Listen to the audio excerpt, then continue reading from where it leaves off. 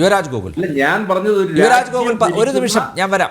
യുവരാജ് ഗോകുൽ അല്ല, ഇതിനകത്ത് അങ്ങ് പറഞ്ഞു 12 വർഷം കഴിയുമ്പോൾ കുറച്ചുകൂടി ഭംഗിയായിട്ട് നടക്കുമെന്ന്. തീർച്ചയായിട്ടും സാർ, കാരണം 12 വർഷം കഴിയുമ്പോഴും കോൺഗ്രസ് തീർച്ചയായിട്ടും പ്രതിപക്ഷത്ത് തന്നെ ഉണ്ടാകുമോ എന്നുള്ള കാര്യത്തിൽ എനിക്ക് ഉറപ്പില്ല.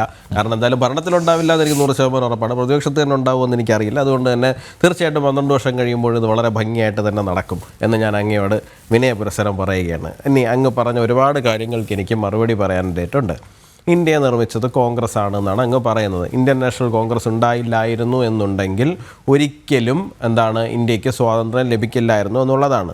സർ, ഇന്ത്യൻ നാഷണൽ കോൺഗ്രസ് എന്ന് പറയുന്നത് എ.ഒ. ഹ്യൂമാണ് ഉണ്ടാക്കിയത് എന്നുണ്ടെങ്കിലും അത് ഒരു സംഘം ഭാരതീയരെല്ലാവരും കൂടി ചേർന്ന് ഭാരതത്തിൻ്റെ സനാതന ധർമ്മത്തിൻ്റെതായ മൂല്യങ്ങൾ അടിസ്ഥാനമാക്കിക്കൊണ്ട് മുൻപോട്ട് പോയിട്ടുള്ള ഒരു വലിയ കൂട്ടായ്മയാണ്. അതൊരു രാഷ്ട്രീയ പാർട്ടിയായിട്ടൊക്കെ പരിണമിക്കുന്നത് 1947 ശേഷമാണല്ലോ.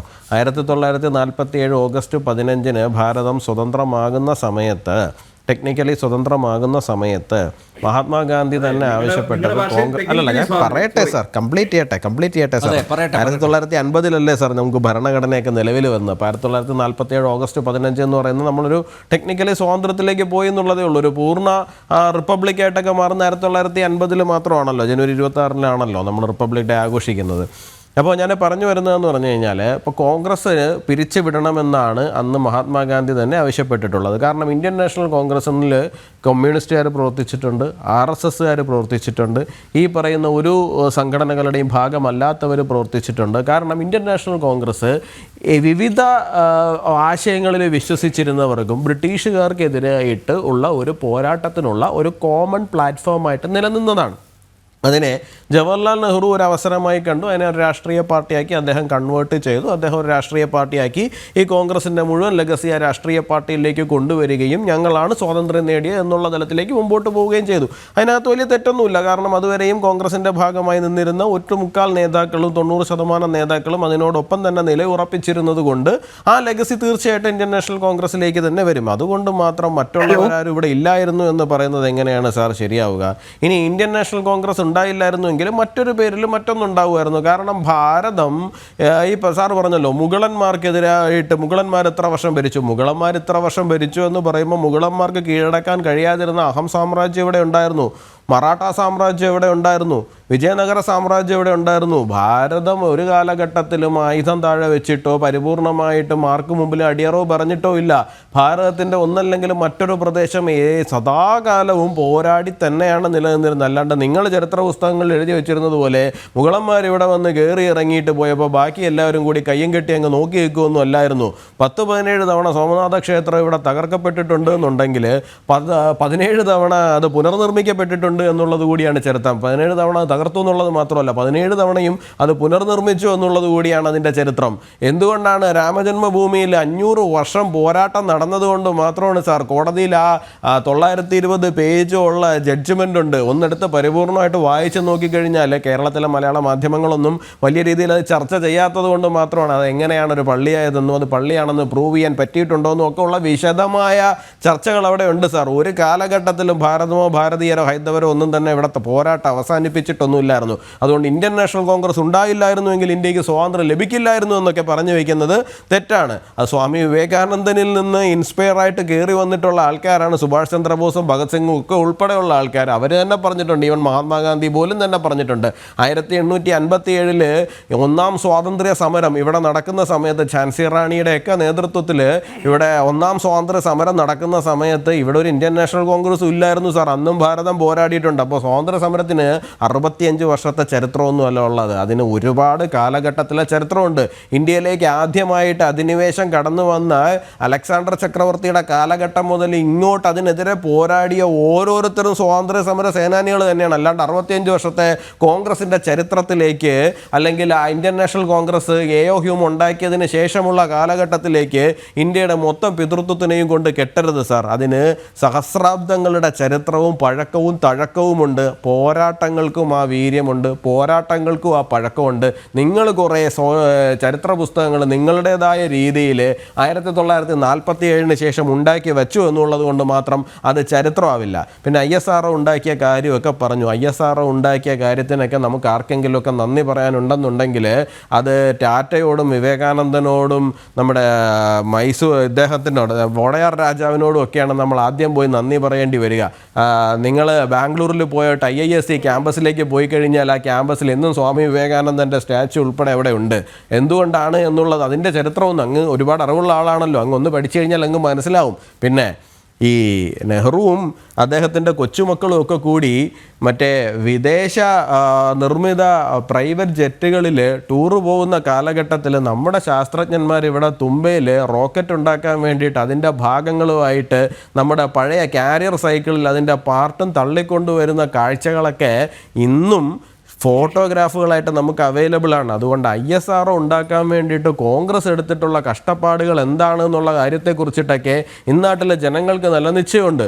1947 മുതൽ 2025 വരെ ഇന്ത്യ ഭരിച്ച ഓരോ സർക്കാരുകൾക്കും ഇന്ത്യ മുൻപോട്ട് പോയതിൽ കൃത്യമായിട്ടുള്ള കോൺട്രിബ്യൂഷൻ ഉണ്ട് എന്ന് വിശ്വസിക്കുന്ന ആളാണ് ഞാൻ. പക്ഷേ 65 വർഷം കൊണ്ട് കോൺഗ്രസ് ഇവിടെ മലമറിച്ചു എന്നൊന്നും പറയരുത്.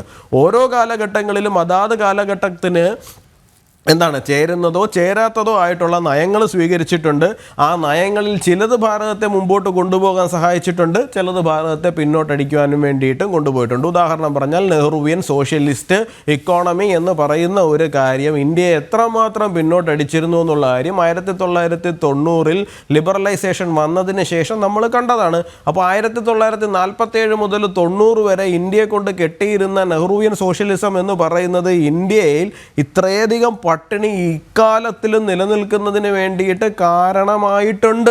അതില്ല എന്ന് നിങ്ങൾക്ക് പോലും പറയാൻ സാധിക്കില്ല. കാരണം മൻമോഹൻ സിംഗ് ഇപ്പോൾ അന്തരിക്കുന്ന സമയത്ത് മൻമോഹൻ സിംഗ് കൊണ്ടുവന്നിരിക്കുന്ന സാമ്പത്തിക വിപ്ലവത്തെക്കുറിച്ചിട്ട് വാതോരാതെ പറഞ്ഞ ആൾക്കാരാണ് നിങ്ങൾ. അതുകൊണ്ടാണ് ഇന്ത്യ ഡെവലപ്പ്. മൻമോഹൻ സിംഗ് അത് കൊണ്ടുവരാനുണ്ടായ സാഹചര്യങ്ങളും അന്താരാഷ്ട്ര കരാറുകളും ഒക്കെ അവിടെ നിൽക്കട്ടെ, ഞാൻ അതിലേക്കൊന്നും കടക്കാൻ ആഗ്രഹിക്കുന്നില്ല. എന്നാലും ഞാൻ ആ ക്രെഡിറ്റ് അദ്ദേഹത്തിന് കൊടുത്തുകൊണ്ട് തന്നെ ഞാൻ സംസാരിക്കുകയാണ്. അപ്പോൾ 1990 വരെയുള്ള അവസ്ഥയ്ക്ക് ആരായിരുന്നു കാരണം? അതും കൂടി നിങ്ങൾ പറയണ്ടേ. ഇനി ഈ ഭാരതത്തെ സംബന്ധിച്ചിടത്തോളം ഞാൻ കുറച്ച് നാളുകൾക്ക് മുമ്പ് ഞാനിത് ഈ ഒരു ചർച്ചയിൽ ആ ഒരു രീതിയിൽ സംസാരിക്കേണ്ടി വരുമെന്ന് വിചാരിച്ചാൽ എന്നാലും സംസാരിക്കുകയാണ്. കുറച്ച് കാലങ്ങൾക്ക് മുമ്പ് ചില ഇടതുപക്ഷ പ്രൊഫൈലുകൾ നമ്മുടെ നാട്ടിൽ എഴുതി വിട്ടിരുന്ന ചില സാധനങ്ങളുണ്ട്.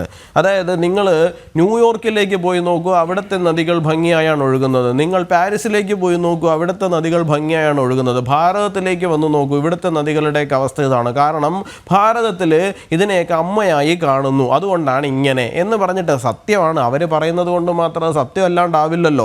അപ്പോൾ 1947 മുതൽ ഇതുവരെയും ഭാരതത്തിൻ്റെ യഥാർത്ഥത്തിലുള്ള ആ പൊട്ടൻഷ്യൽ ഉണ്ടല്ലോ, ഭാരതത്തിൻ്റെ ആത്മീയ ടൂറിസം എന്ന് പറയുന്ന ആ പൊട്ടൻഷ്യൽ ഉണ്ടല്ലോ, ആ പൊട്ടൻഷ്യലിനെ ഒട്ടുമേ ഉപയോഗിക്കാതെ നമ്മുടെ പരിസരങ്ങളെ മുഴുവനും അത്രയധികം മലീമസമാക്കിക്കൊണ്ടും അതിനെ ഒന്ന് ശരിയാക്കി കൊണ്ടുവരണമെന്നുള്ള ഒരു കാഴ്ചപ്പാടോടുകൂടിയുള്ള പ്രവർത്തനങ്ങളിലേക്ക് പോകാതെയും സ്ലം ഡോഗ് മില്യണയറിൽ പറയുന്നത് പോലുള്ള ഒരു രാജ്യമാക്കി മാത്രം ലോകത്തിൻ്റെ മുമ്പിൽ ഇന്ത്യയെ അവതരിപ്പിക്കുവാനും മാത്രമാണ് എല്ലാ കാലഘട്ടത്തിലും കോൺഗ്രസ് ശ്രമിച്ചിരുന്നത്. 2014 നരേന്ദ്രമോദി വരേണ്ടി വന്നു ഇന്ത്യയിലെ 65% ജനങ്ങൾക്ക് ടോയ്ലറ്റ് ഉണ്ടാക്കാൻ വേണ്ടിയിട്ട്. അതുവരെ ഇന്ത്യയിലേക്ക് വന്നു കഴിഞ്ഞാൽ റെയിൽ പാളങ്ങളിൽ നിരന്നിരിക്കുന്ന മനുഷ്യരായിരുന്നു കാഴ്ച.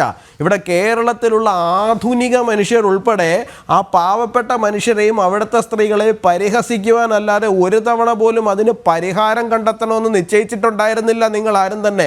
ലോകം ഭാരതത്തിലേക്ക് വരുമ്പോൾ ഇന്ത്യയിലെ റെയിൽവേ സ്റ്റേഷനുകൾ എങ്ങനെയാണ് കിടന്നിരുന്നത്, ഇന്ത്യയിലെ റെയിൽ ട്രാക്കുകൾ എങ്ങനെയാണ് കിടന്നിരുന്നത്?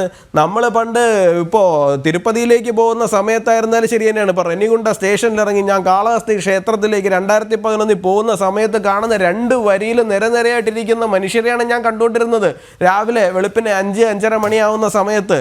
ആ സാഹചര്യത്തിൽ നിന്ന് ഭാരതം ഇങ്ങനെയല്ല എന്ന് പറഞ്ഞ് ഇന്ന് 40 കോടി പേര് ഇവിടെ വരുന്ന സമയത്ത് ആപ്പിളിൻ്റെ സ്ഥാപകനായിട്ടുള്ള സ്റ്റീവ് ജോബ്സിൻ്റെ ഭാര്യ ഉൾപ്പെടെ സനാതന ധർമ്മത്തിലേക്ക് വരുന്ന സമയത്ത് ഭാരതത്തിനെ അതിൻ്റെ യഥാർത്ഥ പൊട്ടൻഷ്യലിൽ ലോകത്തിൻ്റെ മുൻപിൽ അവതരിപ്പിക്കുവാൻ വേണ്ടിയിട്ട് ഏതെങ്കിലും ഒരു ഭരണാധികാരി ശ്രമിക്കുന്നു എന്നുണ്ടെങ്കിൽ, ഏതെങ്കിലും ഒരു ഭരണകൂടം ശ്രമിക്കുന്നു എന്നുണ്ടെങ്കിൽ അത് കഴിഞ്ഞ 10 വർഷത്തിലാണ് സാർ.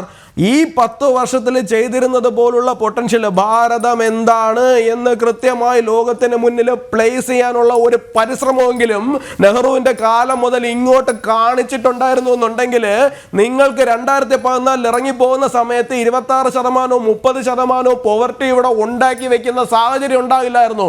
കാരണം അത്രയേറെ ഭാരതം ബ്രാൻഡ് ചെയ്യപ്പെടുമായിരുന്നു. നിങ്ങളൊരു താജ്മഹലിലേക്ക് മാത്രം ഇന്ത്യയുടെ ടൂറിസത്തിനെ തളച്ചിട്ടിരുന്നിടത്ത് നിന്നാണ് കൊണാർക്കിലെ സൂര്യക്ഷേത്രം മുതൽ മഹാബലിപുരത്തെ അത്ഭുതപാറ മുതൽ ഈ ഭാരതത്തിന്റെ നൂക്ക് ആൻഡ് കോർണറിനെ ലോകത്തിന്റെ മുൻപിലേക്ക് തുറന്നിടുവാൻ വേണ്ടിയിട്ട് നരേന്ദ്രമോദി സർക്കാർ ശ്രമിച്ചത്. അങ്ങിപ്പോ പറഞ്ഞു ആധുനികമായ ടെക്നോളജികൾ വന്നിട്ടുണ്ട്. ആ ടെക്നോളജികൾ വന്നതുകൊണ്ടാണ് പുതിയ പുതിയ സൗകര്യങ്ങൾ ഏർപ്പെടുത്തുവാൻ വേണ്ടിയിട്ട് സാധിക്കുന്നതെന്ന്. ഡിജിറ്റൽ ഇന്ത്യ എന്ന് പറഞ്ഞ് അദ്ദേഹം ക്യാമ്പയിൻ ലോഞ്ച് ചെയ്ത സമയത്ത് കോൺഗ്രസിന്റെ നിലപാട് എന്തായിരുന്നു? നിങ്ങൾ പരിഹസിക്കുകയായിരുന്നു. ഡിജിറ്റൽ ഇക്കോണമി കൊണ്ടുവരുന്ന സമയത്ത്, ലെസ് ക്യാഷ് ഇക്കോണമി കൊണ്ടുവരുന്ന സമയത്ത് നിങ്ങൾ എന്ത് ചെയ്യായിരുന്നു? നിങ്ങളുടെ പഴയ സാമ്പത്തിക മന്ത്രിയാണ് പാർലമെന്റിനകത്ത് നിന്ന് പരിഹസിച്ചത്. മീൻ കച്ചവടക്കാരുടെ ഇതുണ്ടാവുമോ, മലക്കറി കച്ചവടക്കാരുടെ ഇതുണ്ടാവുമോ, മുറുക്കാൻ കടക്കാരുടെ ഇതുണ്ടാവുമെന്ന്? ഉണ്ട് സാർ, ഇപ്പൊ ഉണ്ട്. നിങ്ങൾക്കതിന് അന്ന് പറ്റുന്നില്ലായിരുന്നു, ഞങ്ങൾക്കത് സാധിച്ചു.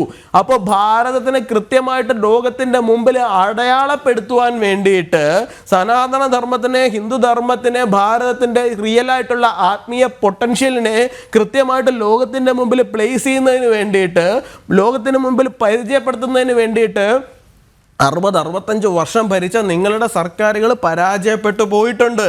അതിന് നിങ്ങൾക്ക് പല അജണ്ടകളുണ്ടാവും. കാരണം നിങ്ങൾ ഭാരതത്തിന് ആ രീതിയിൽ ലോകത്തിൻ്റെ മുമ്പിലേക്ക് പരിചയപ്പെടുത്താൻ പോയി കഴിഞ്ഞാൽ, ഭാരതത്തിൻ്റെ ആ പൊട്ടൻഷ്യലിനെ നിങ്ങൾ യൂട്ടിലൈസ് ചെയ്യാൻ പോയി കഴിഞ്ഞാൽ, സ്വാഭാവികമായും നിങ്ങളുടെ ഇതായിട്ടുള്ള ചില വോട്ട് ബാങ്കുകൾ നിങ്ങൾക്കെതിരാവും. അവിടെ നിങ്ങൾക്ക് ഇപ്പോൾ കുംഭമേളയെ നിങ്ങൾ മുമ്പോട്ട് വെച്ചാൽ, അല്ലെങ്കിൽ കൊണാർക്കിലെ സൂര്യക്ഷേത്രത്തിനെ മുമ്പോട്ട് വെച്ചാൽ, അജന്ത എല്ലോറയെ മുമ്പോട്ട് വെച്ചാൽ, നിങ്ങൾക്ക് താജ്മഹലിന് അപ്പുറത്തേക്കുള്ള ഒരു ഭാരതത്തിനെ നിങ്ങൾക്ക് മുമ്പോട്ട് വെച്ച് കഴിഞ്ഞാൽ അത് ഇഷ്ടപ്പെടാത്തതായിട്ടുള്ള ആൾക്കാർ ഇവിടെ ഉണ്ട്. ഇപ്പൊ കണ്ടല്ലോ, ഒരു സാധാരണ ഹാൻഡ് ഷേക്ക് കൊടുക്കാൻ വേണ്ടി പോകുമ്പോൾ പോലും അതിനെ തട്ടിമാറ്റിയിട്ട് നടന്നു പോയിട്ട് മറ്റ് പല രീതിയിലും പല വിഷയങ്ങളെ അവതരിപ്പിച്ചുകൊണ്ട് വരുന്ന ആൾക്കാരെ നമ്മൾ കാണുന്നുണ്ടല്ലോ. അപ്പൊ അത്തരത്തിലുള്ള ആൾക്കാരെ വ്രണപ്പെടുത്തും എന്നുള്ളത് കൊണ്ടും നിങ്ങൾക്ക് എപ്പോഴും ബാലൻസ് കീപ്പ് ചെയ്യണം. ഒരാൾ കൊന്തയിട്ട് നിൽക്കണം, ഒരാൾ മറ്റേ നിസ്കാര തൊപ്പിയിട്ട് നിൽക്കണം, ഒരാൾക്ക് ശബരിമലയിലെ മാലയിട്ട് നിൽക്കണം. നിങ്ങൾക്ക് ഈ പറയുന്ന ലോ ക്ലാസ് അപ്പീസ്മെന്റ് എന്ന് പറയുന്ന ഒരു സാധനത്തിൽ മാത്രമാണ് നിൽക്കുന്നത്. ഭാരതത്തിനെ യൂട്ടിലൈസ് ചെയ്യാൻ നിങ്ങൾക്ക് അറിയില്ലായിരുന്നു, ഇപ്പൊ യൂട്ടിലൈസ് ചെയ്യപ്പെടുന്നുണ്ട്. അതിനകത്ത് അപ്രീസിയേഷൻ നരേന്ദ്രമോദി ഗവൺമെന്റിന് കിട്ടുന്നുണ്ട്. അതിൻ്റെ അകത്തുള്ള വിരളി പിടിച്ചിട്ടുള്ള ബഹളം മാത്രമാണ് മല്ലികാർജുൻ ഖാർഗെയുടെ ഭാഗത്ത് നിന്ന് കാണുന്നത്. അതിന് മരുന്നില്ല സാർ. യെസ്